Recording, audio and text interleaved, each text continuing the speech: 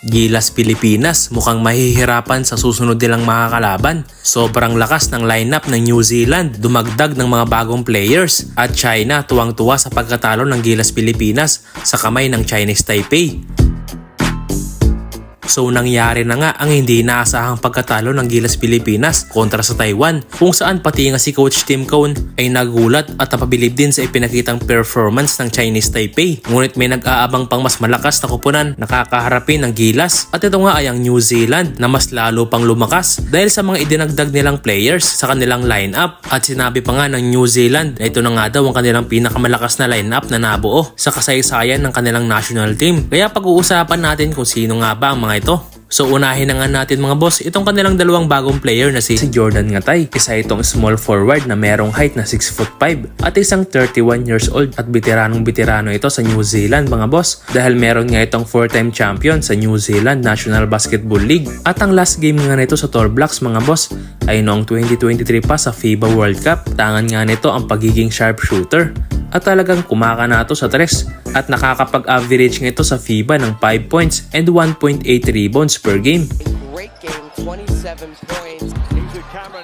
At ang isa pang isinama nila sa kanilang lineup ay itong si Tohei Smith-Milner, isang 29 years old power forward, at naglalaro nga din to sa NBL sa dating kupunan ni Kai Sotto na Adelaide 36ers. At meron din itong 2-time champion sa New Zealand National Basketball League, at ang huling laro din ito sa All Blacks ay noong 2023 FIBA World Cup pa, at siguradong ito ang magiging katapat ni Junmar Fajardo sa ilalim dahil dominante at malakas din to sa painted area. Meron nga itong height na 6'10" at meron din itong kalakihan. Tangan nga nito ang pagiging dominante sa offensive rebound, drive inside the paint at pumupukol din to sa tres, kaya mukhang mahihirapan talaga ang ating Gilas sa bagong lineup ng New Zealand. At sa tingin ko ay ang isa sa dapat pagtuunan natin para talunin ng New Zealand ay kung paano natin sila pigilan sa kanilang mga 3-pointer shot, dahil halos lahat sila ay mga sharpshooter.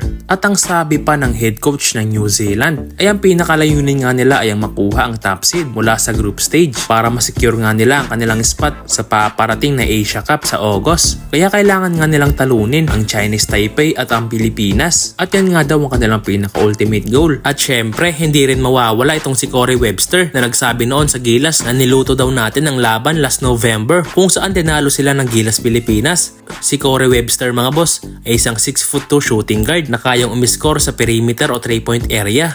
Sa recent game nga nila kontra sa Gilas ay isa talaga to sa mga nanguna sa New Zealand para muntik pang talunin ng ating national team. Nakakapag-average nga ito ng 17 points, 1.5 rebounds and 3.1 assists per game. So ayun lang nga mga boss ang tatlong player na siguradong magpapahirap sa ating national team. Pero sa tingin nyo mga boss, kaya bang manalo ngayon ng Gilas Pilipinas kontra sa New Zealand? Samantala, tuwang-tuwa naman ang China sa pagkatalo ng Gilas Pilipinas sa kamay ng Chinese Taipei dahil history nga ito para sa kanila, dahil 8 years ago pa nang huling manalo ang Chinese Taipei sa Gilas, kaya ganoon na lang sila kasaya nang matalo nila tayo. Katunayan ay ibinalita agad ng China ang pagkapanalo ng Taipei sa kanilang news outlet na laga nga lang China Times na kontrolado ng Chinese media. At sinabing revenge nga daw ang ginawa ng Chinese Taipei sa ating Gilas Pilipinas, at binati rin nila ang impressive performance ng kanilang Senegalese local na si Gadiaga, kung saan nakapagtala ito ng 21 points sa huling laban nila kontra sa ating national team.